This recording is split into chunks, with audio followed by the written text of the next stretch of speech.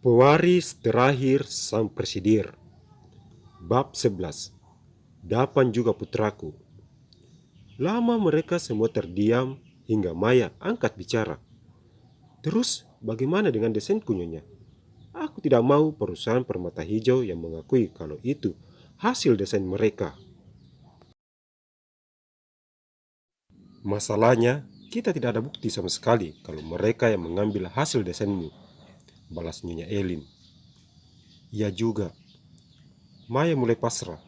Hasil desain yang selama 3 hari ini dia kerjakan dengan tenaga dan pikiran harus dia relakan untuk orang lain. Tapi tunggu dulu, ada satu cara agar kita bisa mengambil kembali desainmu itu dari perusahaan permata hijau, ungkap Nyonya Elin. Benarkah? Bagaimana caranya, Nyonya? Balas Maya antusias. Kamu harus menemui Abraham dan meminta bantuannya.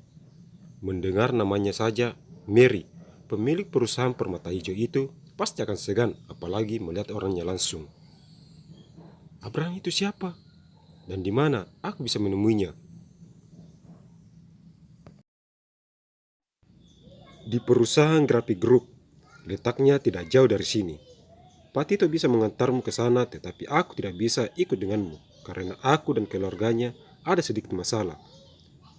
Baik, Nyonya, aku akan segera ke sana untuk menemuinya. Kalau begitu, aku permisi dulu. Silakan, nanti aku kirim pesan singkat pada Pak Tito untuk mengantarmu. Maya pun mengangguk pelan dan keluar dari dalam ruangan itu. Setibanya di pintu utama, mobil Pak Tito sudah menyambut kedatangannya. Silakan Bu Maya. Pak Tito membuka pintu mobil bagian belakang. Terima kasih, Pak. Mobil mereka pun sedikit demi sedikit berjalan dan keluar dari lokasi perusahaan Elin Group.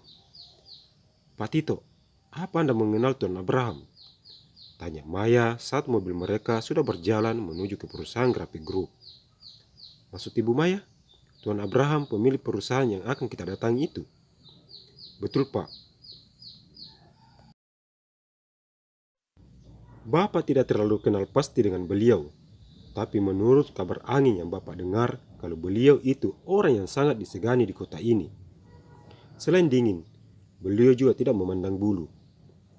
Kalau begitu, apa aku bisa menemuinya dan meminta bantuannya? Sepertinya sangat sulit menemui beliau, Bu. Tetapi dicoba saya dulu. Siapa tahu nasib baik berpihak pada Ibu.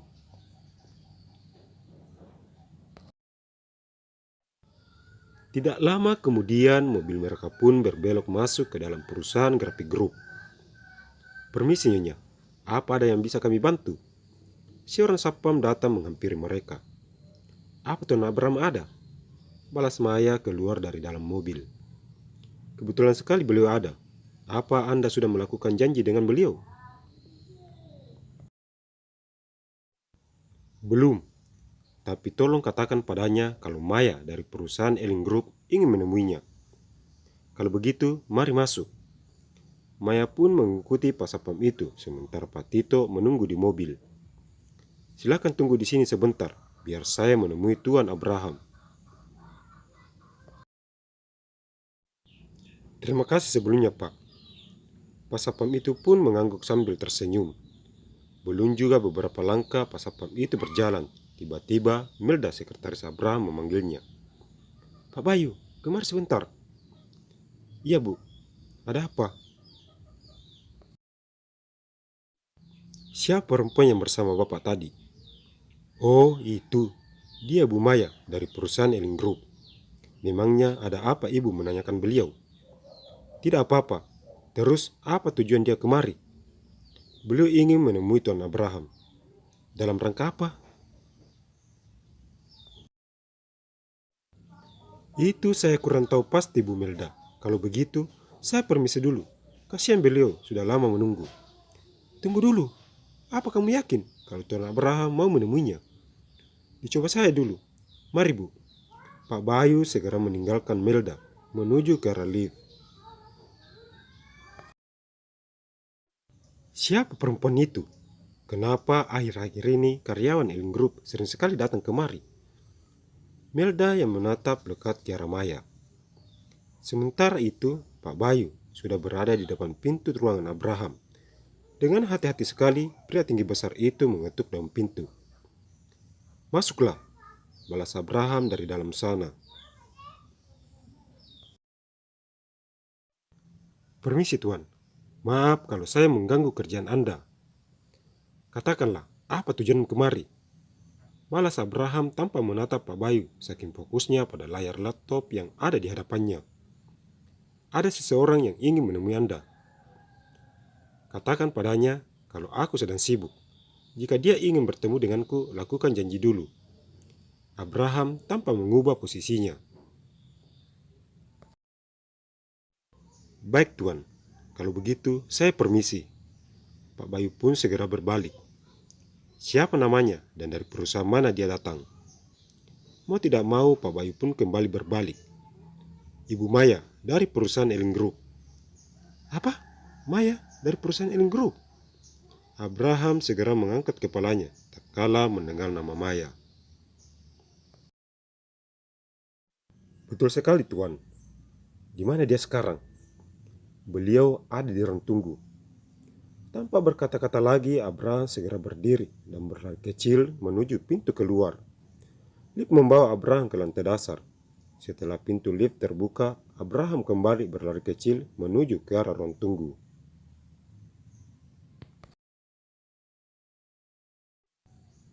Tampak seorang perempuan cantik duduk di sana sambil memainkan handphonenya. "Maya?"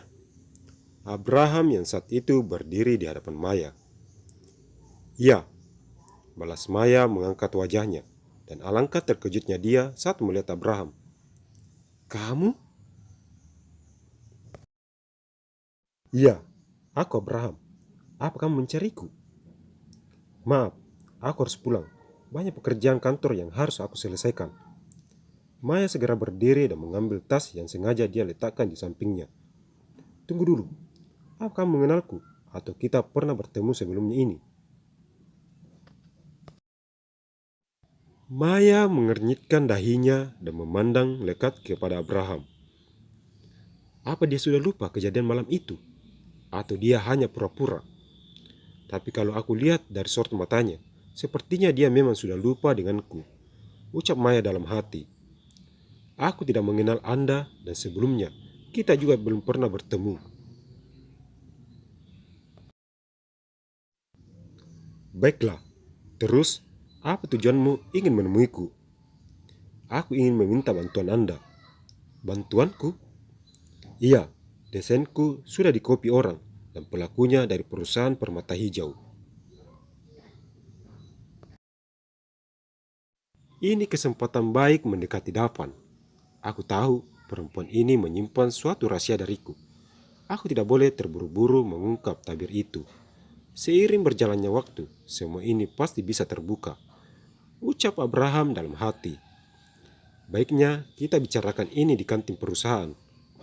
Maya pun segera mengangguk dan mengikuti Abraham dari arah belakang. Semua karyawan yang saat itu sedang menikmati makan siang mereka segera berdiri memberi hormat kala melihat Abraham. Abraham segera menuju ke ruangan yang dikhususkan untuk para petinggi grafik grup. "Duduklah." Abraham sedikit menarik kursi buat Maya. "Terima kasih," balas Maya duduk, lalu diikuti oleh Abraham. Setelah keduanya duduk, dua orang karyawan kantin datang menghampiri mereka. "Kamu mau makan apa?" tanya Abraham pada Maya. "Aku es jeruk saja." "Baiklah, pelayan, es jeruk 2. "Baik Tuan dan Nyonya, tunggu sebentar, kami akan segera menyiapkan untuk Anda." Kedua pelayan itu pun pergi meninggalkan mereka.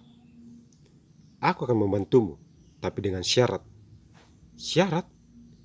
"Iya." "Apa itu?" "Biarkan Davan bersamaku." "Dari mana Tuan mengenal putraku?" "Dia pernah datang kemari dan kami begitu akrab." "Kalau itu syaratnya, aku tidak mau. Sebaiknya aku permisi." Maya segera berdiri, tetapi langsung dihalangi oleh Abraham. "Kenapa kamu tidak mau? Dapan itu juga putraku, bukan?" Seketika raut wajah Maya berubah. "Tuan jangan mengada-ngada. Tidak mungkin Dapan itu putra Anda." "Aku tidak mengada-ngada. Aku sudah melakukan tes DNA dan hasilnya 99,9% dia itu putraku." Seketika tubuh Maya lemas. Dunianya terasa hampa mendengar ucapan Abraham. "Aku tidak akan mengambil dia darimu. Aku hanya ingin menebus kesalahanku selama ini. Aku ingin menjaganya dan menjadi ayah yang baik untuknya." Jangan lupa untuk terus dukung channel ini dengan cara memberi like, komen, share, dan subscribe. Terima kasih.